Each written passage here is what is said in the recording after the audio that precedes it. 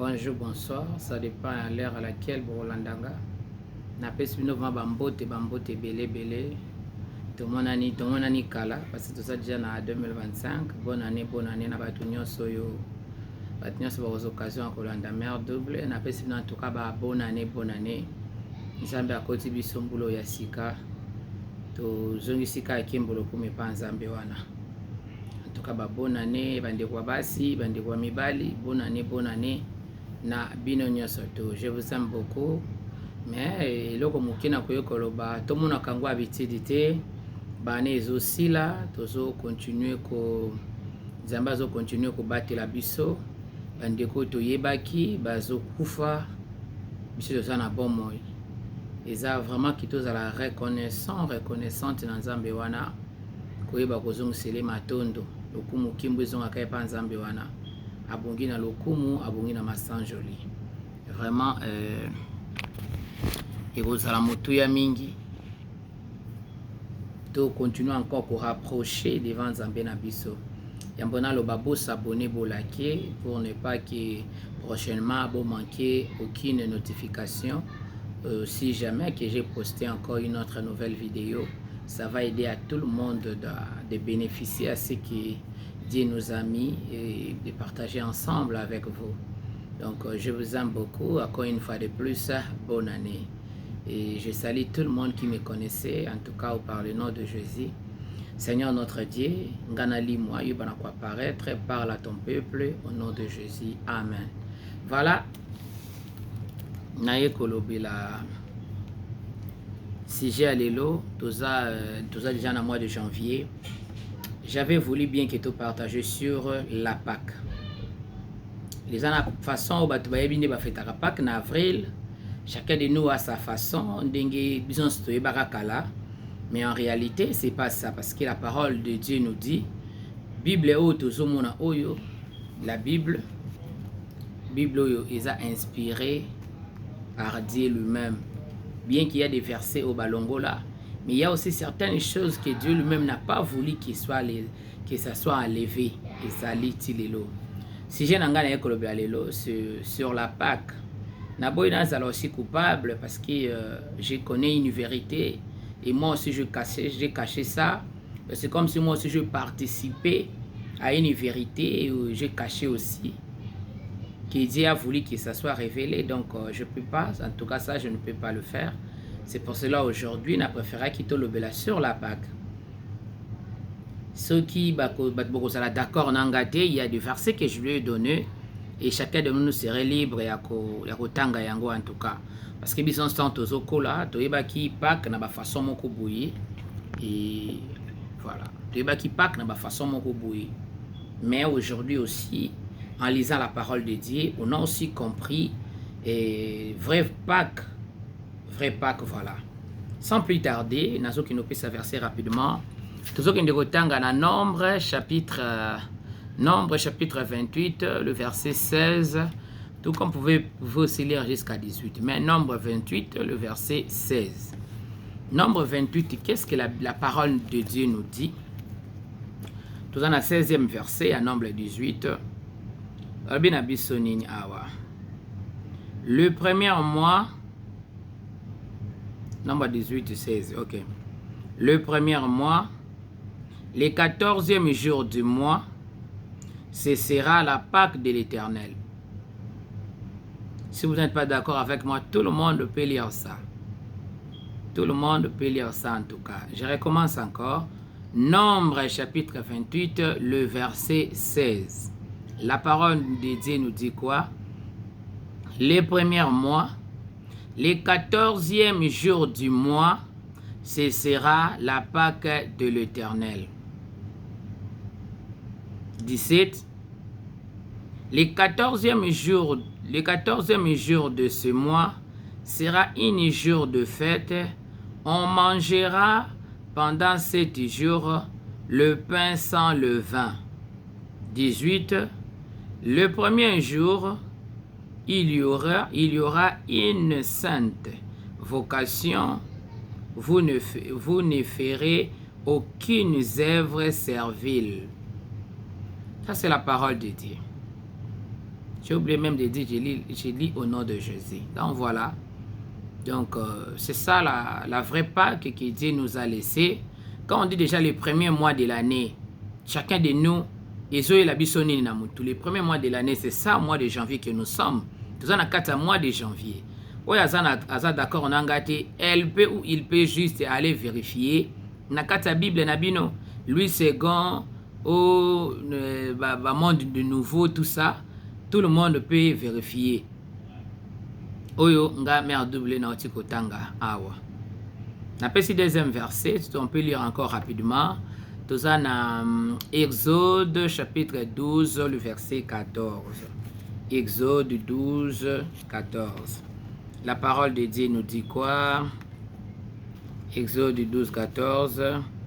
Vous conserverez les souvenirs de ces jours et vous célébrerez par une fête à l'honneur de l'Éternel. Vous célébrerez comme une loi perpétuelle pour vos descendants. Voilà. Ça, c'est la parole de Dieu. Donc, il y a tellement plein de versets qu'on peut continuer à donner comme ça. Mais tout le monde d'abord va mettre à sa tête que la vraie Pâque est qui na mois de janvier et non en avril comme ndenge batuba tia yango parce que oezanga mère double tende na komi yango c'est la parole de Dieu na tangi yango awa binomo bokoyo koyoka bato atembe pour mesate mais ba verset biblique eza il y a d'autres versets je peux pas lire mais je peux toutefois donner chacun de nous à côté en profondeur ti nande batekaka Yesu ti nande basalaka tout. Donc, il y a plein de versets. Oyo, bokoye kotanga. Donc, j'ai déjà donné 2 versets. Nombre, et puis dans Exode, kotanga, eza loi perpétuelle, tout ça la rango. C'est vraiment important. Dans le ça va verset, et puis je vais continuer à développer. Vous voyez des choses pareilles. Bible, vous connaîtrez la vérité, et la vérité vous affranchira, et la vérité vous rendra libre. Et c'est on a bateau yo bandeko basho babal mibali baza ba chrétien bazo pouvoir ko comprendre makambo nzambe na profondeur ndenge vraiment mambo nzambe ezali malheur ya bateau pe babal mibali baza na bango ba chrétien ya munoko mais ba pratika ka mambo nzambe te batanga ka pe bible te isa pasi mais on peut pas trop ko loba pe le côté c'est déjà consommé et ils ont qui bon na kati mabalango mais dis-moi chacun de nous rendra compte à ce que nous faisons aujourd'hui. Parce qu'il y a des choses que peut-être Nzamba vous pardonner en côté au moment que nous connaissons la vérité. Il y a une verset dans la parole à l'obi, même le péché qu'on avait commis autant d'ignorance, il annonce à tout le monde à la repentance. Et c'est très important qu'il y a certaines vérités tant que tu es bien tu partages à Kango Boy. Eza malamu mingi. Baninga musuba na connaissance te bayeba. Ndetinga na sabelo na se libérer na makambo eza ya Pâques. Parce que ça fait très longtemps, mais j'ai fait beaucoup de vidéos à la fin de l'année. Je n'arrive pas à partager ça. Mais aujourd'hui, je me suis décidé, non, je ne peux pas continuer à cacher quand même cette vérité pour moi-même. Et il y a peu de personnes je dois partager ça pour tout le monde. Pour vous, Kenga, de ma part, en tout cas, je me suis libéré. Et un jour, moi, nanga Déborah, servante nanga Déborah, te akabino angote. Mais vous salaka angote, vous négligez kango. Pour continuer à salaka tout le monde wana na mois d'avril. Oh, vrai pas que c'est au mois de janvier, le premier mois de l'année, 14e jour. Oyo, toko célébrer Pâques. Mais na loi normale, habito célébrer en perpétuel, cela ne veut pas dire seulement, car à la mois de janvier, nde bukoyoko koliaka sen. Oyo ça reconnu na parole en Zambie yango balobi na mois de janvier, 14e jour. Mais c'est bien qu'on pratique kango plusieurs fois ou chaque fois dans ndaku pendant que outi na kata prière moko il y a 3 jours, il y a 7 jours, il y a 21 jours, 14 jours, tous à l'habitude ya ko salaka saint na kata bandaku na biso. Ezali très important, ça s'ouvre des portes et ça bloque aussi certains esprits ceux qui vous sali yango à l'honneur ya kombo à Jésus-Christ qui bozo salango pour na souvenir ya komela makila na ye ya kolia nzoto na ye. En tout cas avant ya kosalango on doit passer par des repentances sincères à bon na sima boye kosala biloko wana. Parfois nous sommes mal compris na certaines personnes au ba mesana ko juger na ba façon na bango mais je vous dis sincèrement la fin du monde ekozala. Fin du monde ekozala, mokolo mokili akela mokili na ye akoya kozwa pe mokili na ye. Akotika kaka te to continuer ko demeurer na masumu na ba mabe na mabe na mabe. Non.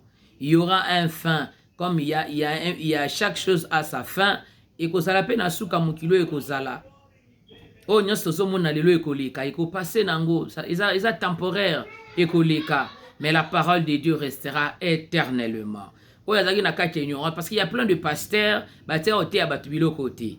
Bato bapoyaka nanga se bosali scène service ya scène oyoka kaka non toyoka makambo te non toyoka ngo te non toyoka parce que il y a plein de pasteurs balobelaka ngo te pe bayebi yango te parce qu'il y a des pasteurs oyo batangaka pe penda pe Bible penza te.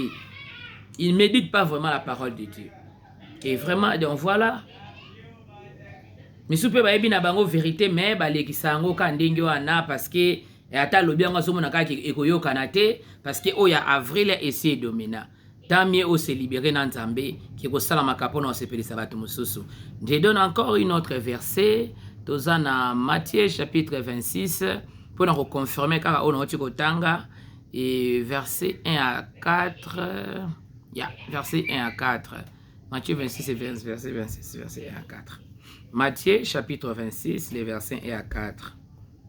Lorsque Jésus a achevé tous ses discours, il dit à ses disciples: vous savez que la Pâque a lieu dans 2 jours et que le Fils de l'homme sera livré pour être crucifié. Alors les principaux sacrificateurs et les anciens du peuple se réunirent dans la cour du souverain sacrificateur appelé Caïphe. 4. Et il délibère sur le moyen d'arrêter Jésus par ruse et de le faire mourir. Donc, voilà, la parole de Dieu est claire. Discours je ne veux pas aujourd'hui que cette vidéo est à un peu moins moulaï. Naza vraiment moukoussé nabino, mais je donne quand même des versets oyo tout le monde a koki kotanga. Mais botiana mutu nabino, je recommence le premier verset sur la Pâque. Botangi na Nombre chapitre 28, le verset 16 à 18. Botangi deuxième verset, botangi na Exode chapitre 12 à 14. Boyesus kotanga Matthieu chapitre 26, les versets 1 à 4. Boyesus kotanga Exode 11 à 14. Boyesus kotanga Jean chapitre 12, verset 1. Botangi 1, 2. Bosote boki otanga encore 17. Botangi encore 17. Après, vous avez sous Marc chapitre 14, vous avez 1 à 2, et vous avez 1 à 12, et puis vous sautez 12, vous avez 21. Après encore, vous avez encore Marc chapitre 14, les versets 66 à 68. Juste pour confirmer la Pâque de l'Éternel, Ndengenini et les Kaka. Et pour ensuite, vous avez encore Jean chapitre 13, le verset 17 à 27. Jean chapitre 13, le verset 17 à 27. Pour nous reçu ça, botangi Matthieu 26 et 26, 28. Voilà, j'ai donné des versets pour comprendre la Pâque de l'Éternel, ndengeni nelekaka, ndengeni nezalaka, ekozala malamu mingi. Zambe nanga pambola bino, bao bazana ba question kotuna batuna. Et il n'y a pas vraiment beaucoup de gens oyo ba mexana ko tunanga ba question mais sous mona kaka double explique bon non na sala ba vidéo bible lobito yebi mukie to ko prophétiser PMP on connaît un peu mais ce qui est important quand on fait des vidéos comme ça c'est mieux aussi à koleka ko se débattre ensemble to tunya ta na téléphone privé tout ça et kozala malamu mingi bo s'abonner bo liker. Et c'est très important. Et nazo prenez garde na yo mwana mwasi oyo. Musano kokotaka na YouTube nanga ko tindaka ba démon na yo parce que na niveau élevé na kindoki. O tindaka ba démon na yo ba empêcher ba batala ba vidéo nanga te. Je te connais très bien maman. Na bio malam. Na yesa ko mettre na vie na yo. Soko zi chance ko va nanga ya kozala nanga komona nga zoba na ote. Komona te ko lekinga na nyoso non. je peux te compliquer en tout cas. Oyebi osengaka déjà pardon. Osengaka déjà pardon. Oyebi yango très bien osengaka déjà pardon. Inga na tikaki. Mais lokolo ozongeli nga ko combattre nga lisusu. Yambalo nga nde na zongeli obo. Na zongeli opo na libela na ko combattre yo tina suka. Et je te montrerai que na musala nzamba solo. Na ko combattre yo tina suka. Ça je te promets. Comme toi tu oses. Yako kotaka na YouTube. Yako kene ko combattre batu batala te otini ba démon ba mesana ko envoûter na niveau ozana kindoki yako loka na moi yako loka pe na midi yako loka na butu. Ngana bela Yesu. Na luka ka nzambe. Na lobi na o fais gaffe à toi. Hein? Fais gaffe à toi. Cette année ta musée ko zelo mabe makasi. Na bi na o fais gaffe à toi. Se bina boza mita mabe mutu nyoso nzamba sana mukila sa muta mabe. Mais yanga muta mabe za na chasser tilo na fungola muta mabe na ngati. Non, c'est l'homme qui m'a bêté pour na peso pouvoir. Là, je ne peux pas. Mais non, combattre on a prière. Ça, je te promets. Yo kene bela ba demo bela hawana ngape no bela Jésus-Christ de Nazareth on a bela wana. Tokotala siko na mukolo mokili. Na yo mutoko pratiquer ba démon et qui va te vaincre. Nabi na encore fais gaffe à toi. Pour la dernière fois, fais gaffe à toi. C'est aujourd'hui même que j'ai lu la parole de Dieu. Maintenant que ça l'émission à Moutou. Bah, si je n'ai pas comment, je viens seulement parler. Donc ça vient directement que ils ont des inspirations, Saint-Esprit a inspiré nga, n'a pas transmettre en gros na ba vidéo. Et maintenant toi tu es là pour nous combattre, pour ça là mon ko saba manigance na yo. Ba to ba ebiote ba so mono mutu malamu. Mutu moko bien, moi moi si moko gentil, moi moi si moko bien. Mais na ebisio que moi je te connais très bien. Nebi même na kombo na yo. Mais pour na personne malobate, na ko tanga kombo na vidéo awate. Mais na bino ka que non fais gaffe à toi. Mi batela, osoko e mukolo mi batela. Mais soko zo yo kate, ndeko zo ngola kisangana ke yonde na bina okeba na yo. Tango senganga pardon, olobaka na tika yo. Parce que mona ke deux prière ele kaka, okoma na suka, oye ko se excuser. Na tela ki ona se na kipa ki olisute na tika ki yo. Mais na bina lokolo zongelinga. Pour l'accent qui yon a ba démon on dit bois puissant na bina bino boyelo côté nganzambo na sambela kwa celui qui est à moi est plus puissant que ba démon na bino wana nzamba pambola bino nyonso tu koko tsinga 2025 na mama na méchant mais na zana kanda te na kanda moko sen na bino ba démon surtout yo mwana mwasi yo kasi nyonso bo sala na ebité. Tout ce que vous faites, on a yebi. Nande bo se contacter wana nyonso na yebi yango. Nabi na omi batela, keba na yo. Pour une dernière fois nabi na yo keba na yo. Comment na mère du blozo mona boete. Nabi comment baluka nzambe. J'ai été prédestiné depuis libo maman nanga na botama musala nzambe. Izaki tanye koka pona bando sala ngo mais toi tu me connaissais pas. Tango vena nanga pembeli ndo comprendre azanani mwana mwasa azanani. C'est pas que le quoi na benda ki opembe na nga ngo profiter na gentillesse na nga bina o keba na yo. Keba na ko une seule fois na bina yo keba na yo. Atnya so ba luka ngata mutu mo alonga ngati ba otika lolonga ngati. Moi je ne mourrai pas la mort des hommes. Je l'ai toujours dit ça. Na bina o keba na yo. Soki nzamba koti 2025 na misano amabe komona te ke soki nde ineza mawana e. Tout comme il pas ko réduire yo à néant na poussière des minutes. Nzambe nga na sambela kaza jaloux à partager la gloire na mutu te. Je sais comment chercher Dieu. So comme mais ça na ko loka, mais du luka nzambe. Tabina bo sala muta mabe nga na luka nzambe. Na bi na yo keba na yo komekate. Ça là on a permettre na bana na ngate na mobile na ngate donc n'ose pas. Et YouTube na nga se déconnecter même. Kokota raté milongo là. Nana posa no pe kuna te otala ba vidéo na ngate po lokaka otinda ka ba démon na bina okeba na yo. Je te connais très bien. Bande ko nyonso bolanda ngai na bina bino nzamba pambola bino. Encore une seule fois babona na bino. Na ko adresser na bino te na ko adresser na mutuka moko. Yene na ko adresser na aibi bien très bien. A mesana ko landa pas sala mabe soka landinga. Na bato ba ebi ba opese message o akeba na ye.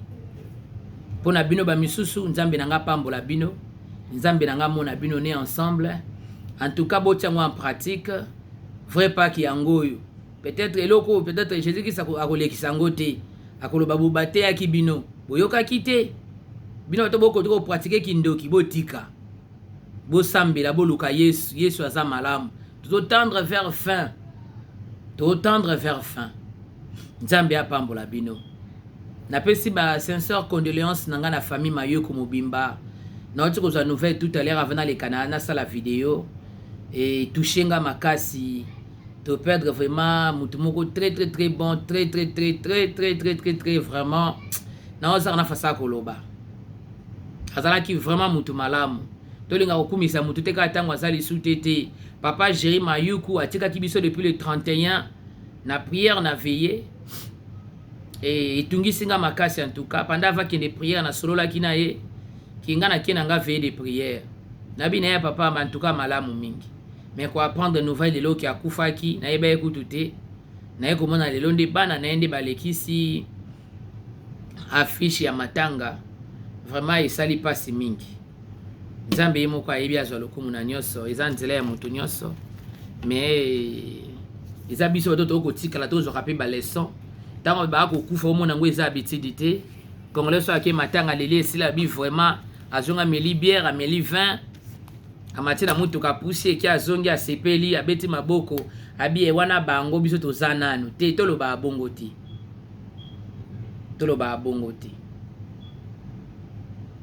mutu na mutu ayebe etamboni na se ya mokili oyo me bato boza mabe bokontinue kaka kosala mabe te nakosala mwa perti nafungola parenthèse mwa exhortation ya mokie tokontinue kaka kotambola na mabe te tokontinue kaka kosala mabe te rachetons le temps car les jours sont mauvais tokowela nini lelo kaka biloko ya mokili nde tokowelela lelo alobaki na nga boye asalaki ngai boye biloko ka ya mokili musu mpe mapeka na obenge te na okomele te na ozongisa boye te soko osomi ndako mokolo moko otika ndako wana bato mosusu baovandela yango okufa okende bref aneke baoyo ayo bamama na bino bakufa bapapa bakufa bana bazokufa baleki banani bazokufa eloko mo ezochange eza te biloko yango etikali nango bilamba ndaye kolata ya cher basaki ya cher babijou ekotikala mais à quoi cher bokende na lifelo ozana kindoki tika kindoki luka basala nzamba solo sala repentance sincère renoncer na yango babondela pona yo kabwana na biloko wana botika ba magie botika bokela baninga bambasu botika kosala mabe tozobela 2025 2020 musu poko koma te to mibatela etolingana pe ya solo eza malamu mingi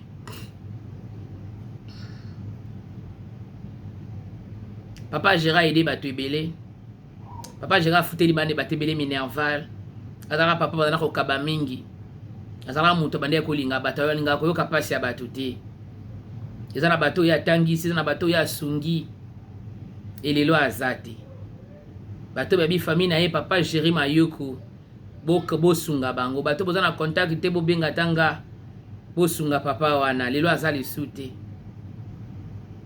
bato mpe bazolela bakufeli mpe bato bamecondoléance à tout le monde bato batiki bato en tout cas mama Yolande mpe bacondoléance na yo namoni otie video perdre sœur na bino moko Nzambe akontinue kokonsole bino biso tosi toperdre bato tozokontinue mpe kaka kozala forte parce que c'est pas facile mais séparation ya liwa eportaka na biso quand même un plus biso totala na bomoi eteyaka mpe biso moto akufi alekai nga na kitoko alekai nga na mbongo alekai nga na nyonso alekaki nga me lelo aza lisusu te eteyaka biso toteyamaka tokoma komona ngo te lokwa tokoma bainsensé ezokamwisaka lelo bato bazobunda na nzela olebokabola baninga bazobunda bato bazowela bafilme d'abord nazokamwa bato ebele bomwana kati ya mokilo bazotambola me basi bakufa deja basi bamela makila na bango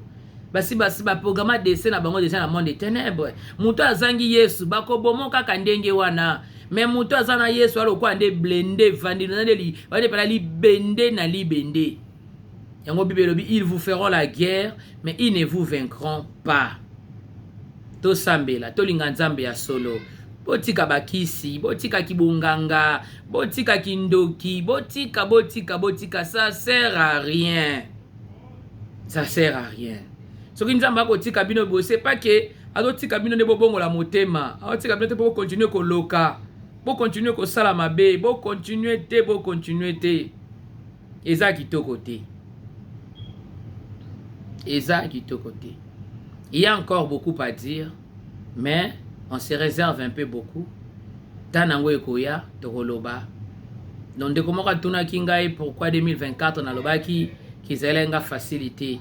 Na kwa ko expliquer ngo prochainement et pourquoi na loba ki ndenge wana. Donc nga balonga ngate. Ilo mote koma boy komba mo benzamba tikanga ndengana non. Avertissanga bien avant. Ma fille, date telle, prépare-toi, il y aura ceci, il y aura cela. Et na se prépare ndenge wana. On a le baka nzambe merci. Tout ça na kata bon mo to continuer ko luka nzambe. Nzamba pesio makasola lo la muki lobana nzambe wana merci. Bo continuer ko sambela, bo continuer ko luka nzambe. Nadia je tikala jamais ko commenter na ba vidéo nanga Nadia Zintingi. Otikala jamais ko tata commentaire ata journée moko. Ce que pour landaka soko landaka pété yo mokando ko yeba. Natala message na yo soko mono ozuite ko benganga meka ko benganga na ko expliquer yo yango soki eza nini. Nzamba pambola bino nyonso na pesi mbote na batu nyonso ba kozokazwa ko landanga. Qui mon Dieu vous bénisse. On est ensemble. Bye bye.